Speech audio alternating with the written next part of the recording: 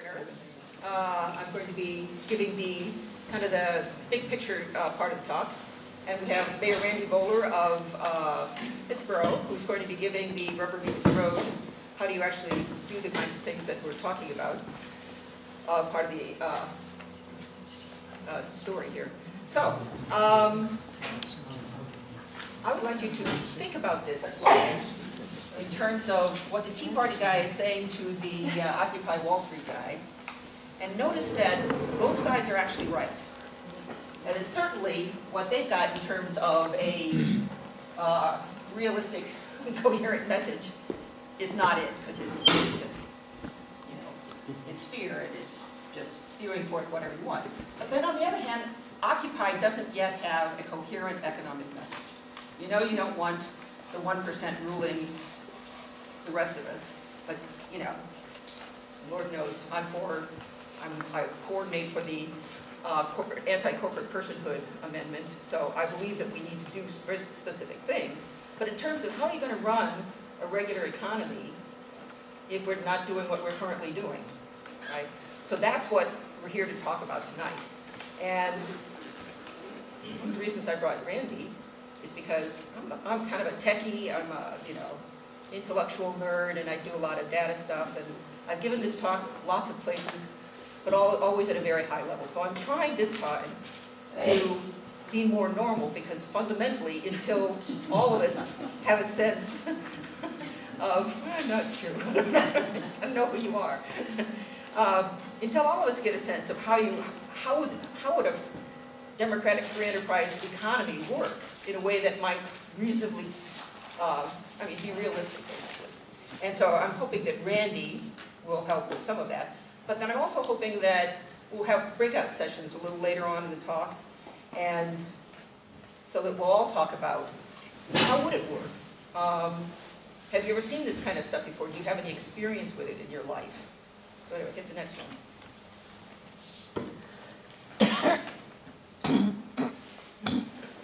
Hey, John.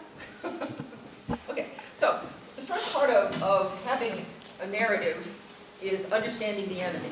So I'm assuming that all of you pretty much have heard of the concept of trickle-down economics. Started about 30 years ago with Reaganomics, it's also called Reaganomics or neoliberal economics, and also the Washington Consensus, because contrary to popular belief, both political parties believe in this. Most academics believe in this. All right. Now, the reason I have the Emperor's New Clothes with little guys following blindly along behind, because that's actually what I believe we currently have right now. We have a completely insane economic theory that's running, that both political parties are following, and it's up to us, actually, and what Occupy is the first step forward in saying, the Emperor has no clothes, all right? You're going to have to fight a lot of people who completely believe this kind of stuff, right? Because they're following along the Emperor and really do believe he's got his clothes. Anyway, the fundamental assumption with trickle-down is that the economy will work great if you maximize the profit for the, I would not really say the 1%, it's really the 0.01%, because it's way smaller than the people who are just, Goldman Sachs executives, a lot of them got dumped at the same time, so it's really the people who own in the upper end. But the other assumption that they have there is it's perfectly legitimate to ignore the well-being of people and the planet. So it started early on with things like, if you save more money, what was it, the Pinto, I believe it was. If you save more money on putting the gas tank in a certain place, and it will, it'll kill maybe 50,000 people, but the cost of the suits, the lawsuits, will still be less than what you would save by putting it this way. That's what you do. And our economy is run on those kinds of cost-benefit decisions made day after day after day. Fracking is the current hot one. We're going to get a few hundred jobs, but we may risk the entire water supply of North Carolina. Bill. Earthquakes. Whatever. If you're in trickle-down mode, you don't worry about those things because it'll all turn out all right, because the free market will just make everything lovely. Okay. So, the other things, the rest of the stuff just sort of follows naturally from those first two. Business is always good, government is always bad. Because business is always good, you want to have tax cuts for the rich and austerity for everybody else, because the rich are the ones who actually make this wonderful profit maximizing thing work. You want to deregulate and subsidize big corporations, you want to eliminate jobs and reduce wages and benefits, and you want to privatize or cut everything public, schools and roads and yada, yada, yada, yada. And of course, amorality, selfishness, and greed are good in this system. Milton Friedman will tell you that you've got to have amorality. You can't be worrying about how you're harming the water supply of North Carolina or the people's health or things like that. You have the deserving rich and the lazy poor, and then finally you have democracy is dangerous to maximum profit, which is why you want to, have voting IDs, and you basically want to limit as many people from actually getting in there as possible. Hit the next one, Steve. Okay, so, what's wrong with Trickledown? It's absolutely fabulous for the top 1% and terrible for everybody else. These are actual numbers, much of it due to NAFTA, which unfortunately was a Clinton thing. Since '93, we've lost 13 million manufacturing and ancillary jobs, 48,000 manufacturing plants closed, 116,000 jobs lost. Bankruptcies have gone up 600%, household debt 111%. At the same time, that of course, CEO's salary has gone up 649%, and the Dow Jones has gone through 1,371%. The next one. Okay. Now, the other thing you have to realize is that the people who are supporting this have numbers to go with it. And the big number that they're going to have is GDP growth, right? Well, all GDP measures is the volume of money exchanged at any given time. Doesn't matter where it goes, doesn't matter how it's made. So if we bail out the bankers or they give themselves billion-dollar bonuses, GDP goes up. If you lay off, so you can have job losses, factory closures, and erosions at the lower levels, but as long as the money, there's more profit made in that corporation, GDP will go up. So they have this wonderful thing called jobless growth, which means the GDP has gone up, but the number of jobs has gone down. They do this as kind of just a funny little quirk, right? So, in case you can't see it, this is the blind man with the dead dog saying this is the laziest dog I've ever seen.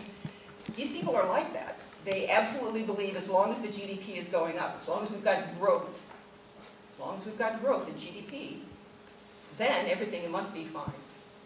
Hit the next one. Okay, one of the things that I do is study the collapse of complex civilizations. And this is a list from Sir Colin Renfrew, who's a British archaeologist, written in 1979. And this list of the signs of failing times applies to 26 different countries over the last 3,000 years. Okay? And they're everywhere from 3 times in ancient China and Anglo-Saxon England to, of course, Rome and Greece and the British Empire's collapse, the Turkish Empire's collapse, Spain, yada, yada, yada, yada, yada. Now, I've been using this for a number of years, and every time I read it, it looks like it was written last week for us, right? Elite power increases and it manifested in displays of wealth. So in times of business, big buildings and fancy mansions and things like that. In times of religion, big churches and fancy things like that. So depending on what the elite are doing, fanciness and ostentation arises in there.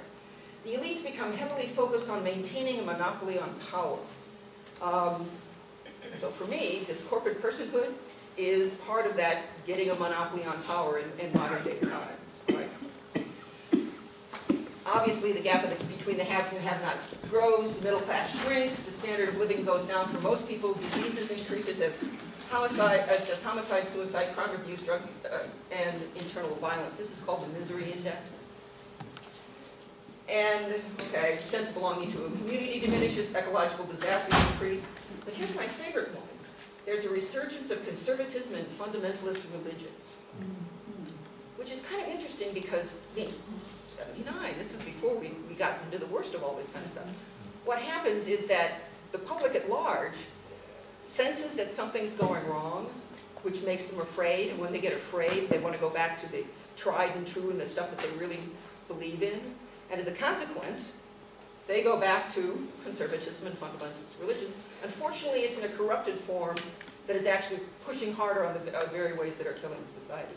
So, towards the end, the societies, the elites of the societies are almost always pushing the society rapidly downhill. Okay. The other nice thing about studying these cycles of civilization is that they don't all collapse. And there's no reason we need to collapse, especially given public education and all sorts of other things. So that, okay, this is this is the cycle of the modern era. So America, the Enlightenment child, things were a wreck in Europe. They had the Renaissance, the Reformation, the Scientific Revolution, and the Enlightenment in a period of about 200 years. And then they came up with America became the founding place for the founding experiment to try all this kind of stuff out. And so what were we trying out? We were trying out democracy and free enterprise. Adam Smith's book, The Wealth of Nations, came out in 1776. Anyway, but as is almost always the case, you come up, you have what they call a spiritual spur. And it will mobilize people from all levels of society. And they'll make progress in implementing this in real life. It'll do better and better, but unfortunately, the better it does, the more likely it is that the elites will again do the concentration and corruption thing, which is what we're seeing again. So that right now, the oligarchy always comes back, even in, clearly, now with democracy. Concentration and corruption tends to breed a crisis. You get better ways bubbling up under a lot of pressure. So that, all right, I had the interesting, gift of going to Japan with Newt Gingrich's think tank in the late 1990s. I think it was 98. We were studying big change, right? And big change, this is what big change is. It's these cycles where periodically, in order to avoid serious crisis, you actually essentially reinvent yourself, okay? And Newt's think tank was over there partly because even at that point, in 98, they already knew that the statistic was 80% of the American public belongs to a political party that ostensibly does not exist, the independents. And both political parties are very, very, very aware of that. Which basically they know that what they're doing doesn't appeal to most people. Doesn't matter whether you're really, kind of left-leaning or right-leaning. What they're doing is pleasing the guys with lots of money, and they don't care whether they're poisoning your water or anything else. So there's all sorts of evidence that things that supermajorities, between 75 and 80% of the American public want, including fair share for taxes on the wealthy, including environmental protections, including, all of those things never get done because basically the plutocrats have control of the actual government. So, but what you can say for sure is all the statistics, all the real sociological surveys show that by the late 90s, there was already a huge supermajority of Americans who wanted something different, who thought things were broken. And this is before it got as bad as it did under Bush. Okay, so I believe what's coming next, we have basically a choice point. We either learn how to do something different, or we're going to do the regression and collapse, which is what many societies before us have done. I believe that what comes next is a new stage of democracy, because I think we were basically on the right track there. We just have to figure out how to do it right next time. What are the critical changes to make that will allow us to have authentic democracy and authentic free enterprise, as opposed to democracy that gets in the way of trickle-down economics. Okay, we need language. Because right now there only seems to be two choices. You can be a capitalist, and even free markets, or you can be a socialist and a communist, right? Now, again, large percentages of Americans fall somewhere in between. The usual description is, I'm a fiscal conservative and a humanist, or a social liberal, or something like that. Which basically means, yes, I do believe you have to have businesses and they have to make a profit, but at the same time, I don't believe that you should, I think you should fund public education. I think we should have a single-payer healthcare system. I think we should take care of the environment. I think we should have decent infrastructures and roads and things like that. So that somehow we need a language for a system that does both of those things.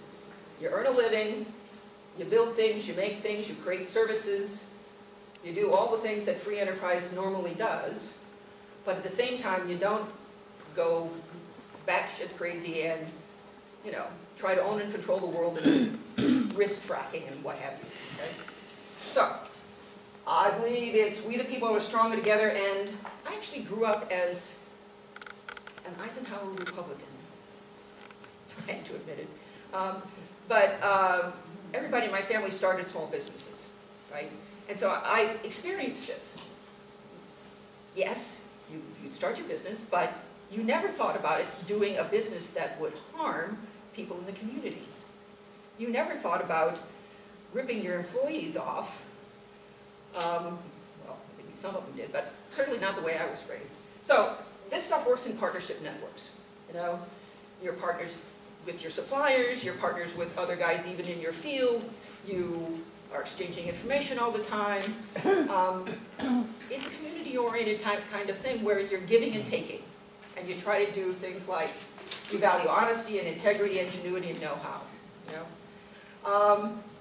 It harnesses diverse talents and contributions. And Randy always wants me to tell this story because, of course, clearly it hasn't been perfect by any means. But so I grew up in the 1950s, and I was female, right?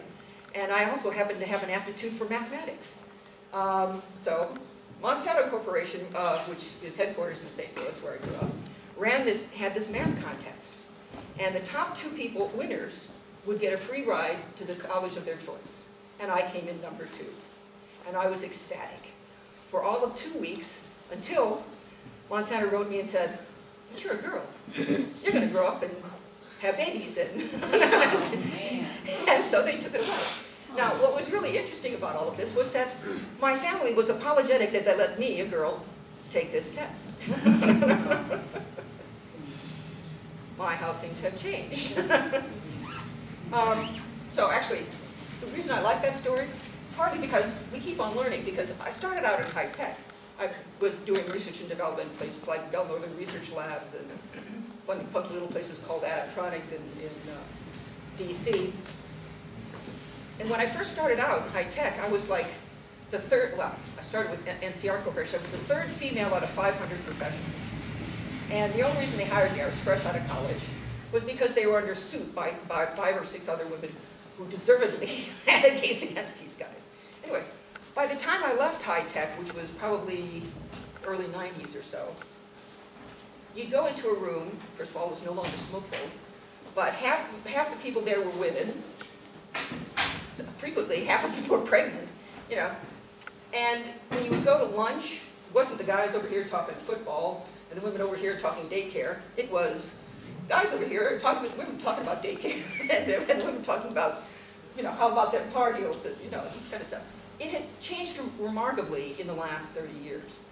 So that's part of, we really do struggle to embrace, what is progress? Progress is valuing more and more of us. It's Amendment 1, getting rid of that, so that gays are part of the picture too, and you know, you got to find their individual unique talents and what makes them tick and bring them into the fold, because it's harnessing all that kind of stuff that really makes us powerful.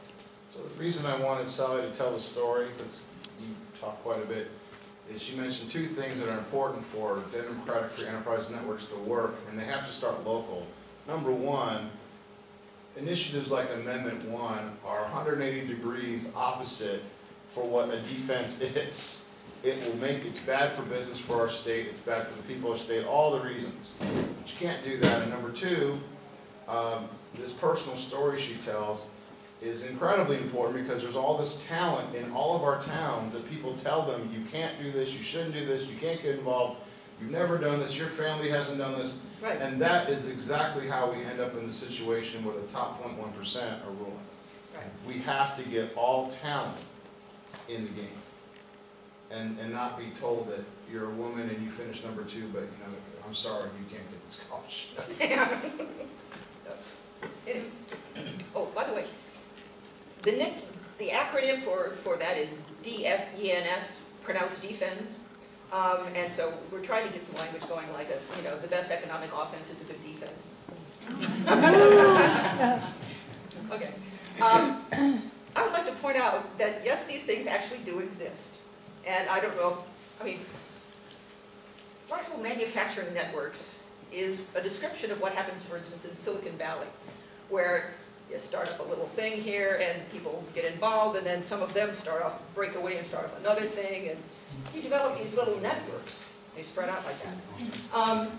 High Point, furniture manufacturing used to be like that. Northern Italy, near Milan, has all of these high-tech things. Actually, my grandfather started a metal craft shop in Kansas City, which is still going, and they're like that. It's all about figuring out how you do that, and there's kind of like this, it's almost like this puzzle. You're figuring out how to do it, you're figuring out how to work with each other, how do you get this done, how do you get it done faster? You don't have some guy sitting up there going, well, you tell me it's going to take that long, I'm going to cut your time in half because I know you're a malingerer, and then in the end it'll take you twice as long because management isn't actually managing. Anyway. My favorite story, however, is living companies. This is actually Shell Oil in the late 80s, I believe it is, did these scenario planning things. And in scenario planning, they asked this one guy, Ari Goose, who has a book out called Living Companies, to go look at why some companies lasted for hundreds of years. So, for instance, Sumitomo in Japan and Stora in Sweden were both founded in the 1200s. Yeah, let's think about that. The Black Death, the Reformation Wars, forget World War I and II and the Great Depression. And they managed to, do well through all of that. And how did they manage to do that well?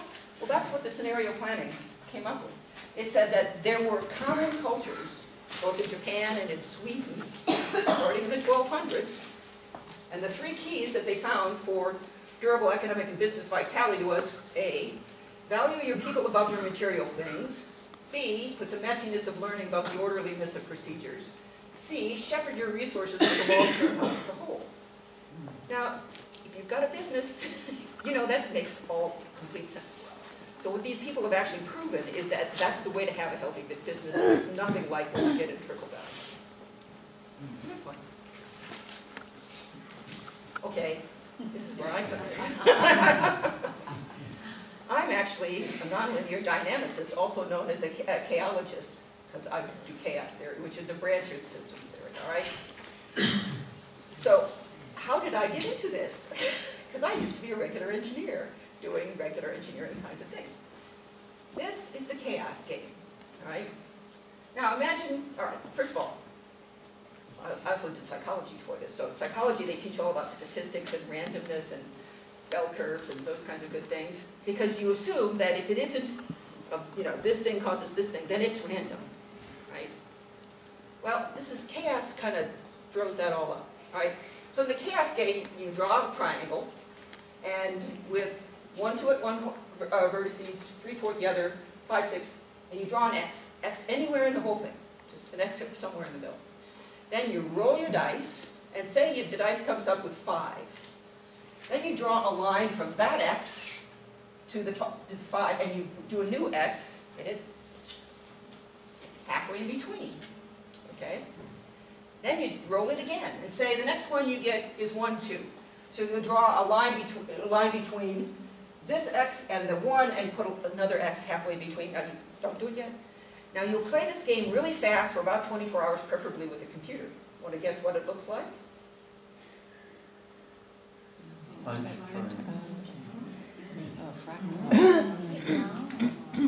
Pretty amazing, huh? So, all this business about if it's random and there's a roll of the dice, it's going to come out disorderly, not true. Not true. Take the next one. So the million monkeys really did right hand. Actually, all mathematicians would tell you that the whole idea that million monkeys or the way that evolution worked is utterly nonsense. We won't go into Darwin here. Okay, so here is a whole different story about the history of science that I learned after I got into chaos theory, and it goes something like this. In the 1600s, we had Newton, and Newton figured out that you could take the gravitational effects of a huge sun and look at its effect on an itty-bitty planet, and you could precisely predict where that planet was going to go. Incredible! Incredible! Okay, and that works great on certain things, where you have very large things causing very small things. But almost anything else doesn't work. So in the late 1800s, somebody made the great breakthrough of disordered complexity, which is randomness. And they found out that if you had billiard balls colliding and lots of them, and they were not really very, no gravitational effect to speak of, you could say lots of interesting things about that. So when I grew up, there were two branches of science: determinism, which is basically simple causality, and disordered complexity, which is statistics. And then they got computers. And when they got computers, they suddenly found all that chaos stuff, right? And when they found all that chaos stuff, they suddenly realized, whoa, it turns out that 95% of all systems in the world are ordered complexity. That is, they are not either simple causality, nor are they disordered complexity. They have exquisite order. And in fact, the Greeks talked about this order 2,500 years ago, and they called it sacred geometries. So the reason you see that funny little Nautilus shell on the book, all the new science things, is because that is one of those universal patterns. They're very mathematically precise, by the way, that you find everywhere, from the Milky Way and a hurricane and sea waves and ferns and sunflower seeds. And this, by the way, is atomic decay in the bubble chamber. I think the slime mold up there, there's all sorts of things that grow according to these same kind of rules and patterns. So that the bottom line is that what we've been doing in terms of scientific approaches to most systems has been fundamentally inappropriate. And now that we got computers, we can suddenly see the order that exists. And we sort of know.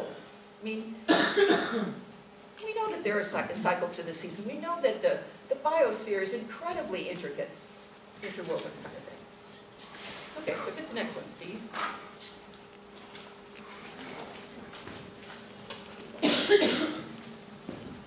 So, my modest proposal is to save civilization and our economy by using nature's rules for creating healthy networks. Now that we can understand a little bit more about how they work and why they work. Okay, when you get into this, it's going to validate the power of DFENs, which is going to say why democracy and economic health go hand in glove, why little guys and diversity are crucial to economic health, why excessive size, power, and pull lead to collapse. Okay? So you will see that this is going to have a real major impact on how we think about economics. For one thing, bigger is not always better. In fact, as we're going to see in a minute, too big actually always leads to collapse. All right, so you will understand why we found things like the living company. That is, if you follow the rules of the way the real world works, your business is going to be healthier, your society is going to be healthier, and your economy is going to be healthier. But what's really nice about this is it ends up with practical rules for how you develop these things. So, you'll find, because this is stuff you actually already know, that it's not that hard to figure out. Right? First rule for nature's blueprint for long-term vitality is that it follows this same, this is by the way a fractal, a few bigger, more efficient guys at the top like the shark, lots of smaller, more numerous, more diverse things at the bottom. That's true also in the Mississippi Delta.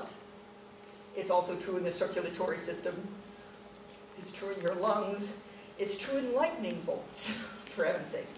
Why would they have these kinds of things? Because fundamentally these things, if you're a system, they're actually a circulatory system. And as we know from ecology, you know, the oxygen and the carbon and the nitrogen, they got to all circulate. And in order to do that thoroughly, you have to get to the smallest member at the bottom. So you have to get to every nook and cranny. You have to have lots of diversity because you may have to be malleable and flexible and change a bit. So that diversity makes you resilient. And you're going to have, but occasionally you're going to have the big guys who are efficient getting from one side to another. So all parts play a role.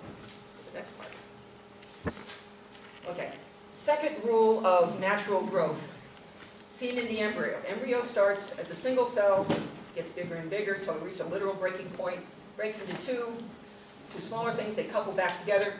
You eventually they repeat the process until you get this multicellular. Well, it turns out that the reason it does that is because small and connected equals strength and speed. You see this in small groups, right? So why is an army made up of, platoons and, I forget how, platoons and brigades into regiments into divisions and so on up the lines? You always have little things because they are more efficient. You know each other well enough to get things done. All groups work like that. Okay, so instead of calling this complexity, we call it intricacy, because nature basically builds lace-like networks of interlocking circles. Now here's the other thing about being a hardcore science nerd, which is that those little greater intricacy moves energy faster. So you can actually trace increasing intricacy by energy cycling per unit time per unit density, all the way from the Milky Way to the sun to the biosphere. And each time, and in fact, it sort of fits your kind of common sense of the human brain is a much more intricate system than even the body or the Earth's biosphere. So you actually have a real legitimate, rigorous way to measure increasing development, the effectiveness of development. So that actually goes on with modern hunter-gatherers, agriculturalists, and modern civilizations. Okay, so hit it. So, if you understand DFENs, and you understand these two basic rules of healthy growth and development, then you find out why DFENs are powerful, because you have basically a tight synergetic partnership weave. You have intricacy. They create economic engines, which transforms local talents and resources into lots of really powerful things. They have a multiplier effects now. So I don't know if any of you heard of people like Michael Schumann, who wrote a book called Going Local. And the idea is that if you sponsor a local business, it will get its accounting done here, and most of its suppliers will be local, so that money spent in a local place has a multiplier effect. It spreads in the local economy. Whereas if you spend it at a Walmart, a large percentage of it goes off to the headquarters, wherever that is. And the accounting is going to be done in a distant place, and they're going to run the wages down, so every dollar you spend at a local Walmart will actually help somebody farther away, not your local economy. Okay. They also help because of resilience. You have a diversity of choices and fallbacks and lots of better ways bubbling up. And you also have better effective collective learning. I don't know if, when I grew up, my father was an architect, my grandfather was in metalwork, and they were always talking about, how do you do that? And learning from the guy down there, so that the guys who, Sparrow plumbers, I love Sparrow plumbers, they are local, because when they come to your house and talk to you about your plumbing, they will tell you all the options, they will tell you what it costs, they will, they're not trying to rip you off, and you trust them, because they really know what the heck they're doing, because they've had a lot of life experience with it. That's the kind of thing that happens in those kinds of DFENs. Everything must be flowing, everybody must be involved.